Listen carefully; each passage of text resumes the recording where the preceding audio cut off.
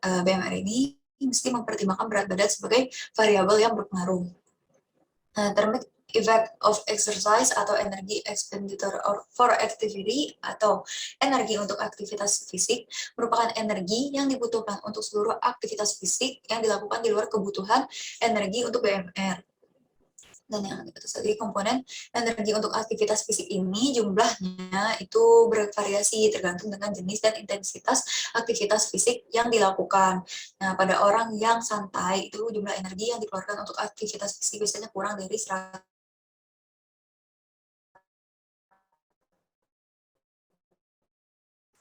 Kalau aktivitas fisik berupa latihan olahraga, jumlah energi yang dikeluarkan dapat mencapai 8.000 kilokalori per hari.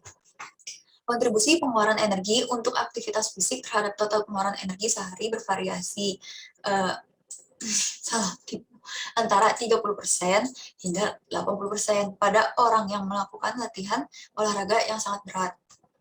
Nah, besarnya energi yang dikeluarkan pada latihan olahraga dipengaruhi oleh intensitas, durasi, dan frekuensi dari olahraga yang dilakukan. Selain itu, juga dipengaruhi massa tubuh, efisiensi aktivitas yang dilakukan, dan kekuatan gerakan yang menyertai aktivitas tersebut. Lalu saya akan menjelaskan metabolisme energi tubuh dan olahraga. Secara umum, aktivitas yang terdapat dalam kegiatan olahraga akan terdiri dari kombinasi dua jenis aktivitas, yaitu aktivitas yang bersifat aerobik dan anaerobik. Nah, jenis olahraga endurance seperti jogging, maraton, bersepeda, dan renang merupakan jenis olahraga aerobik. Sedangkan olahraga yang butuh tenaga besar dalam waktu singkat seperti push-up, sprint, dan loncat jauh itu merupakan jenis olahraga anaerobik. Di dalam jaringan otot, hidrolisis 1 mol ATP akan menghasilkan energi sebesar 31 kJ, serta akan menghasilkan produk lain berupa ADP dan inorganik fosfat. Pada saat berolahraga, terdapat 3 jalur metabolisme energi yang dapat digunakan oleh tubuh untuk menghasilkan ATP, yaitu hidrolisis fosfokreatin, glikolisis anaerob glukosa, serta pembakaran simpanan karbohidrat, lemak, dan juga protein.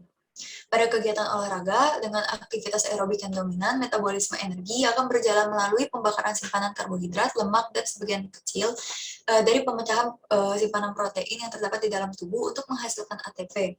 Proses metabolisme ketiga sumber energi ini akan berjalan dengan kehadiran oksigen yang diperoleh melalui proses pernapasan.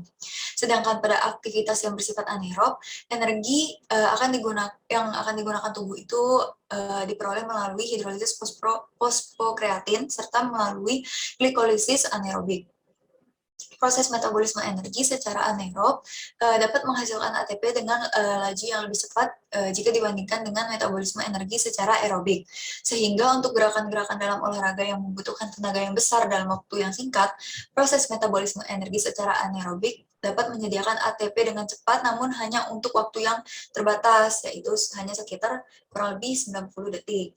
Walaupun prosesnya dapat berjalan secara cepat, namun metabolisme energi secara anaerobik ini hanya menghasilkan molekul ATP yang lebih sedikit jika dibandingkan dengan metabolisme energi secara aerobik. Ini yang metabolisme aerobik anaerobik akan dijelaskan di LI selanjutnya mungkin ya. Terus ini yang berhubungan sama olahraga tadi, proses metabolisme energi secara anaerobik. Yang pertama itu sistem yang fosfokreatin tadi. Nah, kreatin merupakan jenis asam amino yang tersimpan di dalam otot sebagai sumber energi.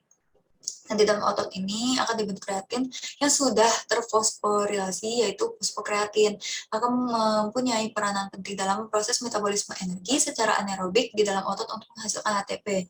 Dengan bantuan enzim kreatin kinase, fosfokreatin yang tersimpan di dalam otot akan dipecah menjadi inorganik fosfat dan kreatin, di mana proses ini juga akan disertai dengan pelepasan energi sebesar 43 kJ untuk setiap 1 mol fosfokreatin. Nah, inorganik fosfat yang dihasilkan melalui proses pemecahan fosfokreatin tadi akan dapat mengikat kepala molekul ADP untuk kemudian kembali membentuk molekul ATP. Melalui proses hidrolisis fosfokreatin, energi dalam jumlah besar dapat dihasilkan secara instan untuk memenuhi kebutuhan energi pada saat berolahraga dengan intensitas tinggi yang bertenaga. Namun, karena terbatasnya penyimpanan fosfokreatin yang ada di dalam jaringan otot, maka energi yang dihasilkan untuk atau melalui proses hidrolisis ini hanya dapat bertahan untuk mendukung aktivitas anaerobik selama 5-10 detik. Yang kedua, ada glikolisis, salah satu bentuk metabolisme energi yang bisa secara aerobik maupun anaerobik. Nah, proses ini menggunakan simpanan glukosa dari glikogen otot untuk membentuk ATP. Selanjutnya, glukosa akan menghasilkan asam pirufat dan lainnya. Saya langsung saja. Pada saat berolahraga dengan intensitas rendah, di mana ketersediaan oksigen di dalam tubuh itu cukup besar, molekul asam pirufat yang terbentuk ini akan diubah menjadi karbon dioksida dan air di dalam mitokondria sel. Dan jika ketersediaan oksigen terbatas di dalam tubuh atau saat pembentukan asam pirufat terjadi secara cepat seperti yang dilakukan seperti saat melakukan sprint, maka asam pirufat tersebut akan terkonversi menjadi asam laktat, bikin pegel-pegel.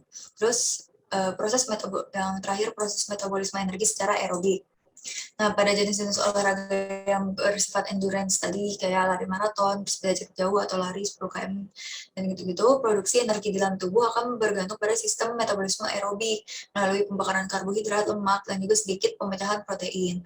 Oleh karena itu, atlet-atlet yang berpartisipasi dalam ajang-ajang yang bersifat ketahanan ini harus mempunyai kemampuan yang baik dalam memasok oksigen ke dalam tubuh agar proses metabolisme energi secara aerobik dapat berjalan dengan sempurna.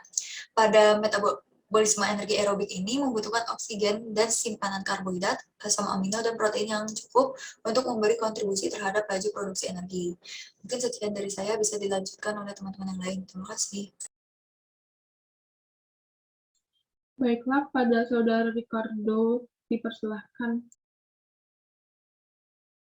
Baik, terima kasih. Mungkin soal metabolisme energi tadi sudah banyak disinggung oleh teman kita Andika. Saya akan menambahkan beberapa yang mungkin belum disampaikan. Jadi seperti yang dibilang tadi, energi adalah aktivitas seluler untuk seperti pertumbuhan, gerak transport molekuler melalui membran. Dan itu dia menggunakan hukum termodinamika karena juga menggunakan energi di mana jumlah energi konstan, energi tidak dapat ditekan maupun dimusnahkan. Energi dapat diubah dari satu bentuk ke bentuk lain.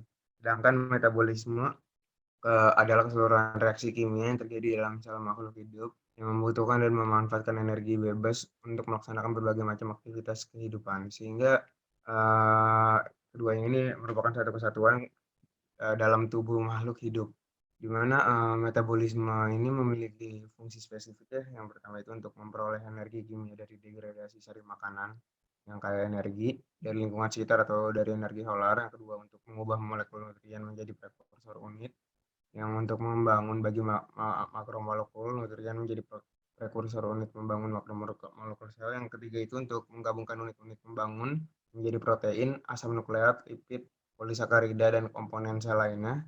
Yang keempat itu untuk membentuk dan mendegradasi biomolekul yang diperlukan di dalam fungsi khusus sel. Nah, seperti yang tadi dijelaskan teman kita, jadi ada dalam metabolisme ini ada katabolisme atau penguraian ini. Nah, ini mungkin kita bisa lihat gambarnya, dan anabolisme yang merupakan kebalikan dari katabolisme di mana ini gambarnya.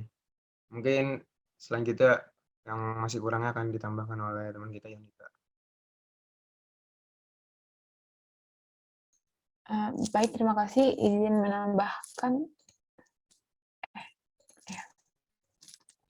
Baiklah, karena tadi sudah dijelaskan cukup rinci, saya akan menambahkan beberapa yang dari hasil LI saya. Jadi metabolisme seperti yang tadi sudah dijelaskan adalah keseluruhan proses yang terjadi dalam makhluk hidup yang membutuhkan dan memanfaatkan energi bebas untuk melaksanakan berbagai macam fungsi tubuh. Nah, di sini serangkaian reaksi yang terdapat dalam metabolisme dapat dikelompokkan menjadi dua, yaitu yang pertama katabolisme atau reaksi penguraian. Dalam katabolisme, senyawa metabolit kompleks diuraikan menjadi produk yang lebih sederhana dengan membebaskan energi. Energi yang dibebaskan selama proses ini disimpan dalam bentuk ATP dari ADP dan fosfat atau digunakan untuk mereduksi NADP menjadi NADPH. Nah, keduanya, ATP dan NADPH, merupakan sumber energi utama yang akan digunakan dalam jalur anabolisme. Karakteristik jalur penguraian adalah mengubah berbagai macam senyawa, karbohidrat, lipid, protein menjadi senyawa intermediat umum yang akan dimetabolisme lebih lanjut dalam jalur oksidatif pusat yang mengubahnya menjadi beberapa produk akhir. Lalu reaksi yang kedua